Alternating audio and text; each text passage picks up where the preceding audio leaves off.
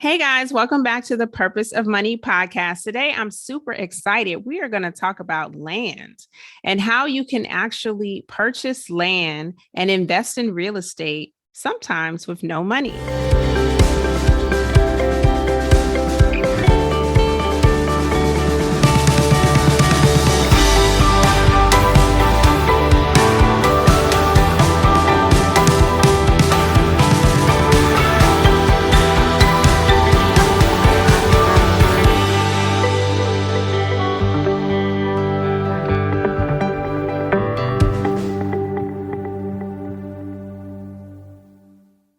Today, we are joined by special guest Mark Podolsky, also known as the Land Geek.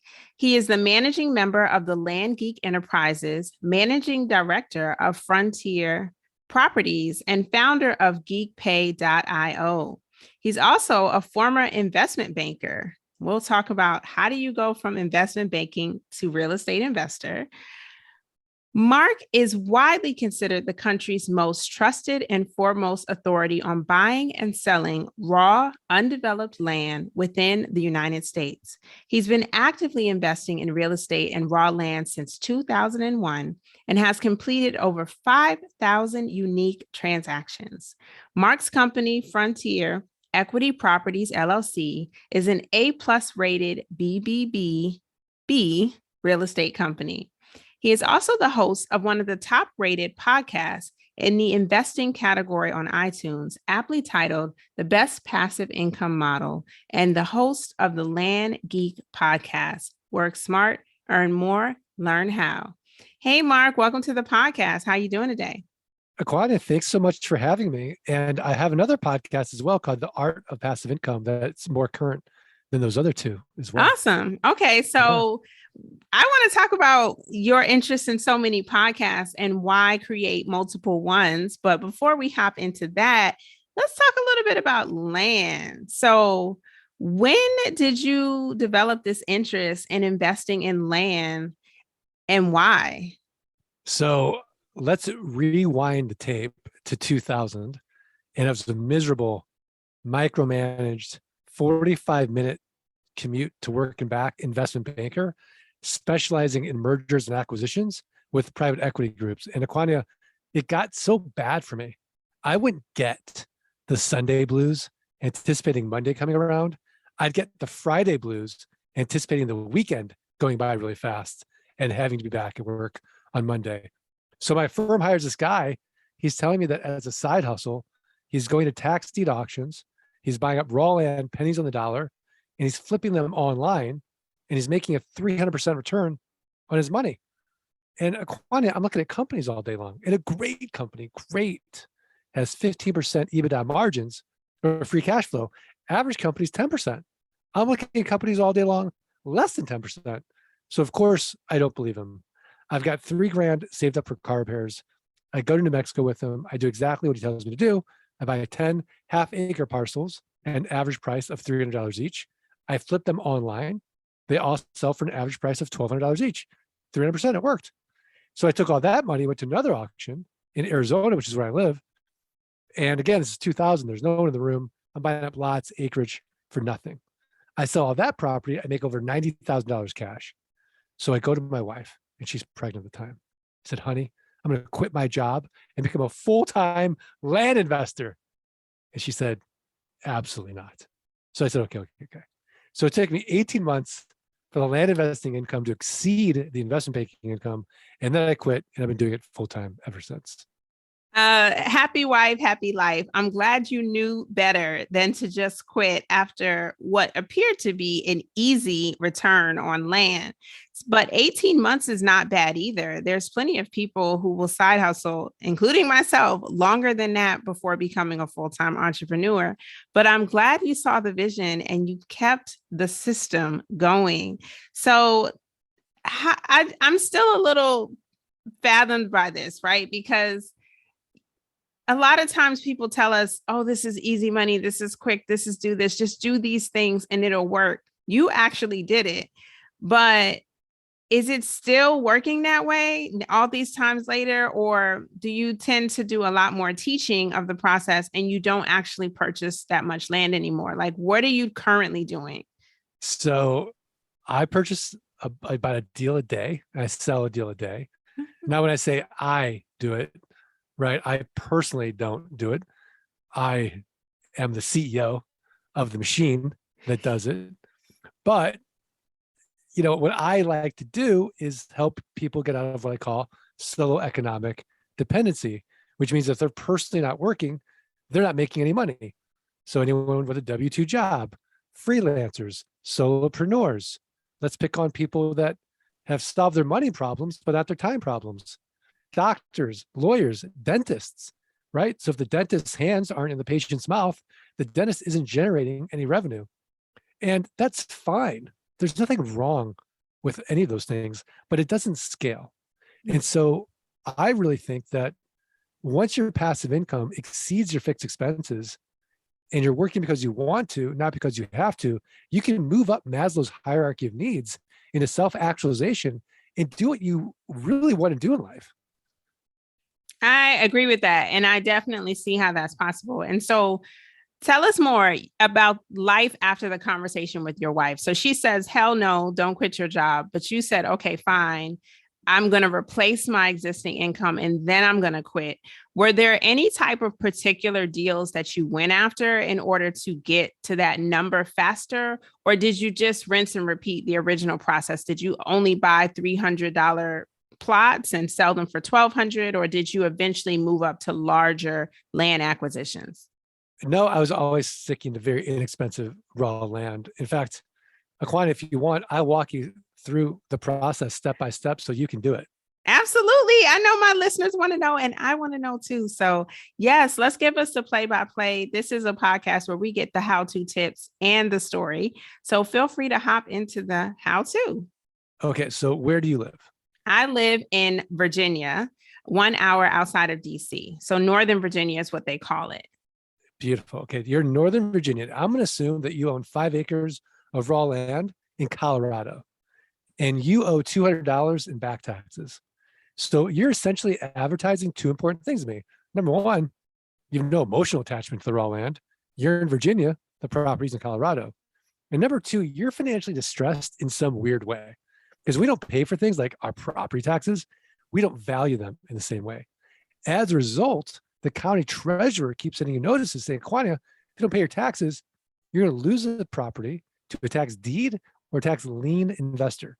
So all you're going to do is look at the comparable sales for the last 12 to 18 months on your property. Well, actually, I should say I'm doing it because I'm buying it from you. But if you're buying it from me, it'd be you, right? Mm-hmm. So that's all you're going to do. You're going to look at the comparable sales last 12 to 18 months for your 5-acre parcel. You're going to take the lowest comparable sale. Let's say it's $10,000 and divide by 4. And that's going to get what Warren Buffett would call a 300% margin of safety. So I'm going to send you an actual offer of $2,500 for your 5-acre parcel. Now you accept it. Why? Because for you, $2,500 is better than nothing. In reality, 3 to 5% of people will accept my quote unquote top dollar offer. But now that you've accepted it, I have to go through due diligence or in-depth research. I have to confirm you still own the property. I have to confirm back taxes are only $200. I have to make sure there's been no breaks in the chain of title, no liens or encumbrances. And I have this whole big property due diligence checklist. I outsource it to my team in Jamaica. Costs about $11. They're connected to an American title company. And we'll assume everything checks out. They're getting the aerial maps, plat maps, satellite maps, GIS maps, everything that a buyer's going to want. But if I was investing more than $5,000, I won't take any risk. I'd close traditionally through an American title company. But $2,500, I'll take some chances. Everything checks out. I buy the property from you for $2,500. And now I'm going to make a cash flow like a rental home. So I'm going to sell 30 days or less. But Acquania, I have a built-in best buyer. Do you know who it is? Is it people on your list of investors who are always looking for land? Do you have that? That's a good guess. That's a really good one, but not the best buyer. Oh, the government? Nope. No. Oh, who's the best buyer? Tell us. the neighbors. Who So are I'm tired this, of this land just sitting there. yeah. So I'll send out neighbor letters saying, hey, here's your opportunity. Protect your privacy, protect your views, know your neighbor. So oftentimes the neighbors will buy it. Now, if they pass, I will go to my buyers list. My buyers list passes, I'll go to a little website you may have heard of. It's called Craigslist. It's the 15th most trafficked website in the United States. I'll go to one that I know you've heard of called Meta or Facebook, buy sell groups in the marketplace. And then I'll go to lands, landmodo.com, landandfarm.com, landsofamerica.com, landflip.com, landhub.com. These are platforms where people buy and sell raw land. But Acquania, the secret is very simple.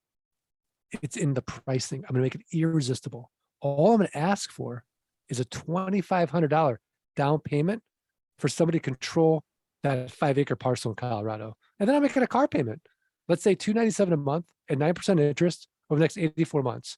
So it's a one-time sale. I'll get my money out on the down payment. I could go 6 to 10 months out. And now I'm getting $297 a month at 9% interest over the next 84 months. No renters, no rehabs, no renovations, no rodents. And because I'm not dealing with the tenant, I'm exempt from Dodd-Frank, RESPA, and the SAFE Act, all this onerous real estate legislation. So it's a simple game. Can we create enough land notes where our passive income exceeds our fixed expenses, and then we become totally financially free? So let me ask you this. When you've sold this land to the neighbor and they've decided to take your payment plan instead of paying for it outright, are they allowed to build on it? Are they just keeping it raw, as you say? Like, what happens to this land while they're paying for it or paying it down? They can use it recreationally. They cannot get a building permit until they own it free and clear. Wow. Okay. Oh, interesting. This is getting spicy. So I've never attempted to do tax liens or land notes. And I kind of skipped a step. So for those who are listening and have no idea what raw land means, can you just define that really quickly? Because I should have done that in the beginning and I didn't. Well, raw land is the basis of all wealth. So essentially, the land that we're going to be acquiring is going to be rural, undeveloped land. So when you're out on the highway and you're driving and you see all this land, that's what we're buying. Okay. And right? raw is different from like what builders may use to build subdivisions because they add pipes and lights and electrical and all of this stuff that makes that land developed, right? Right. I wrote a book called Dirt Rich because all I can afford is the dirt. So we aren't going vertical on this land because that's development. That's a very different model. And that costs millions of dollars to bring infrastructure into a subdivision. Okay. I like it. I like it. So are we mostly targeting rural citizens who they already may own 5 acres that they're living on, and now they're like, "Ooh, an opportunity to get 5 more. Let's do it." Yeah, that would be our buyer. Now, our Ideal seller, buyer. right, is going to be somebody that had a dream that was unrealized as life got in the way. They got tired of paying the property taxes and they're no longer using it. It'd be like if I looked at your garage and all the things you're not using and made you an offer for 25 cents a dollar. How quickly would you accept it? Hey, that's money in the hand. Right. You know? Right. So let me ask you this then. When it comes to actually finding these properties, you mentioned you went to auctions.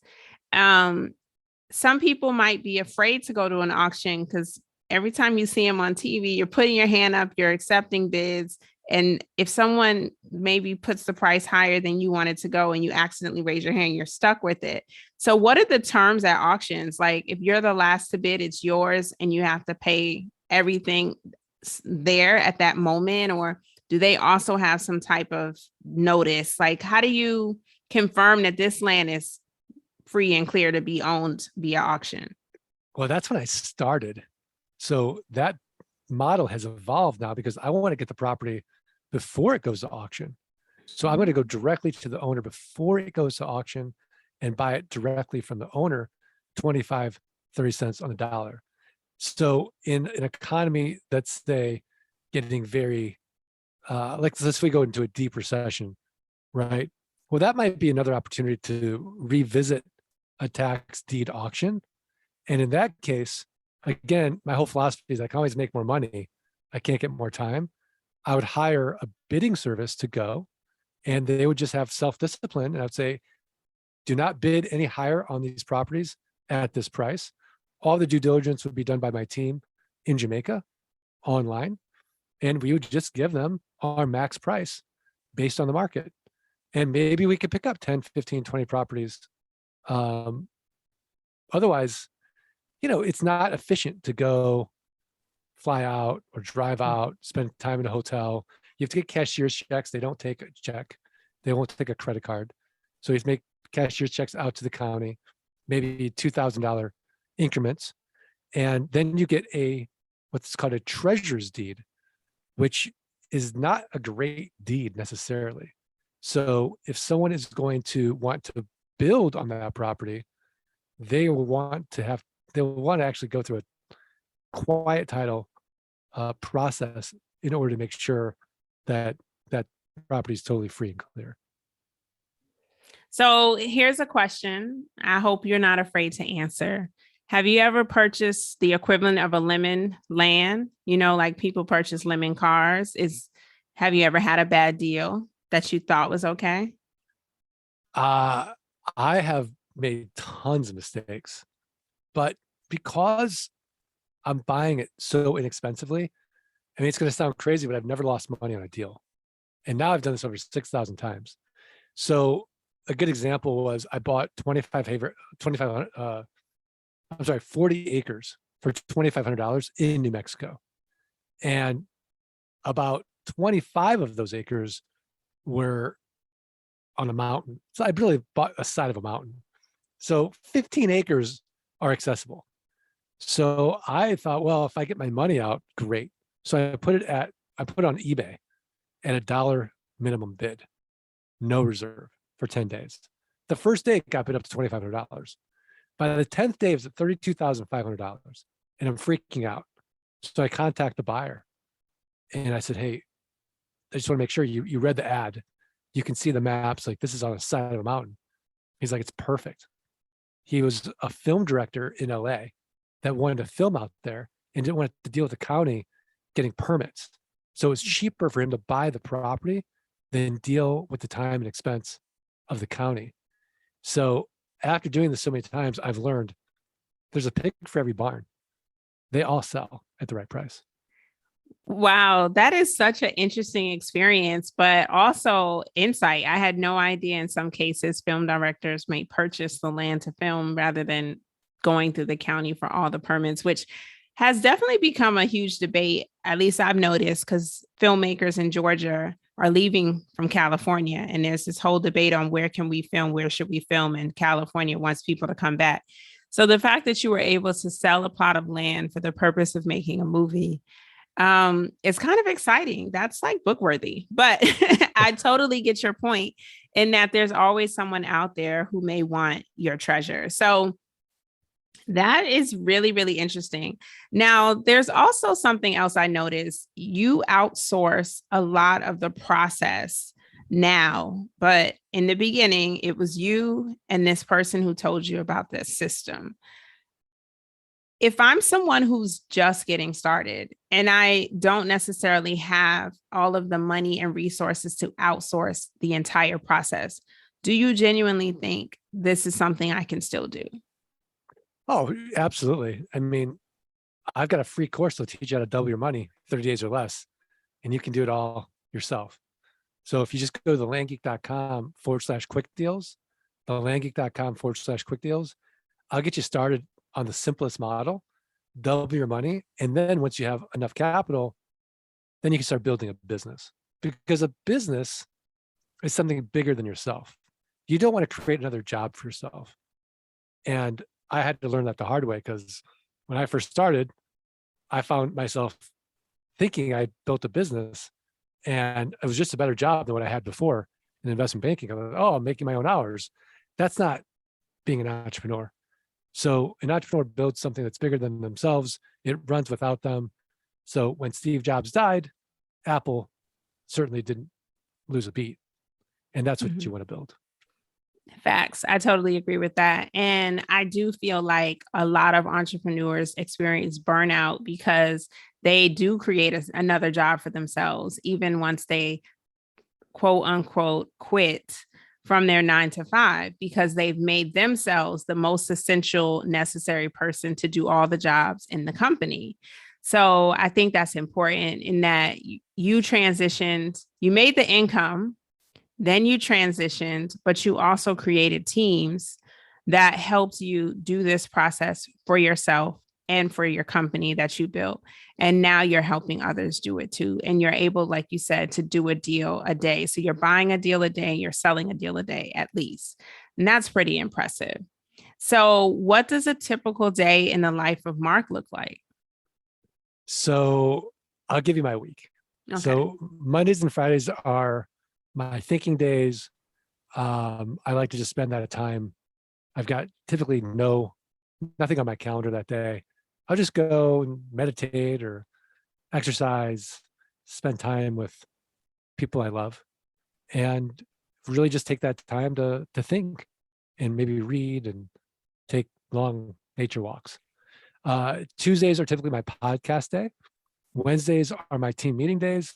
Thursdays are client meeting days. And then that's really how I like to theme out my week.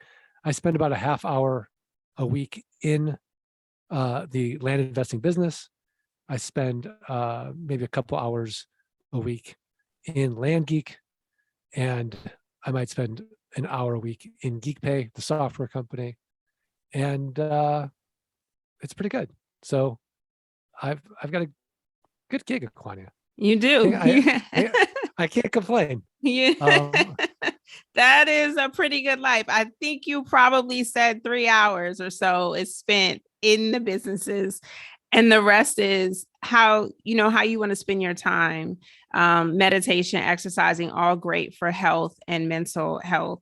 But also you've established confidence in your team to do the other jobs. That's what it sounds like. Yeah, I mean, absolutely. So there's no doubt that there are people that are way better at doing a task than me. And so my role is really to think strategy and find those people that will execute really well and love executing on that strategy while being aware that the system and the process is more important than anything else. People change, lives change, and you want to make sure that that system and process will be the most important asset of your business. And we've got it now 90% automated with inexpensive virtual assistants and software on the front end, software on the back end. I love it. I love it. And you've created companies that pretty much support the entire mission. So you're also, developing a process for yourself that works and definitely can be, you can find people, like you said, to replace anyone who leaves the system at any point because the jobs are either automated, spelled out, or ones that you can hire for. So I think that's pretty awesome. This Yeah. Yeah, this is such a different topic. I actually haven't talked that much about land. I've had a guest once before who had a land fund and they were raising money to purchase land so that they could build on it and sell it to builders and things. But raw land, this is the first time we talked about it on the Purpose of Money podcast. And I feel like I've learned so much in just this amount of time on how you can use that to expand your real estate portfolio. And you guys know I'm always looking to do that because I am all about passive income and all about not dealing with toilets and tenants. So I'm definitely going to check out your website and your free course for myself. But I want to ask you one more question. The name of the podcast is called The Purpose of Money. And everyone that I invite on the show has the opportunity to tell us, what is your purpose for money? So my purpose for money is really simple. It's just to be a good ancestor. That's it. So look, the truth is nothing lasts, right?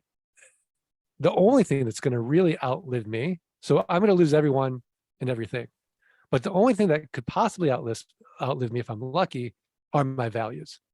So the purpose of money then is in parallel to my values. So in my estate planning, the money that I'm leaving to the generations are for specific purposes. If they want to start a business, if they want higher education, if they want their first home to make things a little bit easier, absolutely. But at no point in time will I, as an ancestor, make it so easy that they don't have to ever work, because I think that work provides a lot of meaning and purpose in their lives. And I certainly don't want that money to be squandered in any sense. I do believe in effective altruism. So a good portion of my estate will go to relieve suffering, which I think also is in parallel to being a good ancestor. So to me, that is the purpose of money, is simply to serve the next generations. I absolutely love that. And that's a very well thought out way to leave a legacy. So thank you, Mark, for sharing that with us today. Before we say goodbye, I really would love for you to drop the link to your free course again for us, and any links to websites that you want my listeners to check out, because I'm going to include those in the show notes so they can follow you and also take advantage of the offers you have. Sure. I think the best place to start is thelandgeek.com. Thelandgeek.com is a great place to start. Again, the free course is at thelandgeek.com/quick deals. And not only is Dirt Rich out, but Dirt Rich 2 is coming out, how to scale your land business. So be on the lookout for that as well. Awesome. We'll definitely check it out. I'll make sure to drop links to everything in the show notes. Can your book be found on Amazon? Absolutely. All right. So that's what we're going to include a link to. Guys, this has been great. Mark, thank you so much for sharing your expertise on how we can really get into investing in real estate and raw land. I hope this has been a helpful episode. Wherever you're listening, please like, subscribe, and leave a 5-star review. And until next time, keep building generational wealth.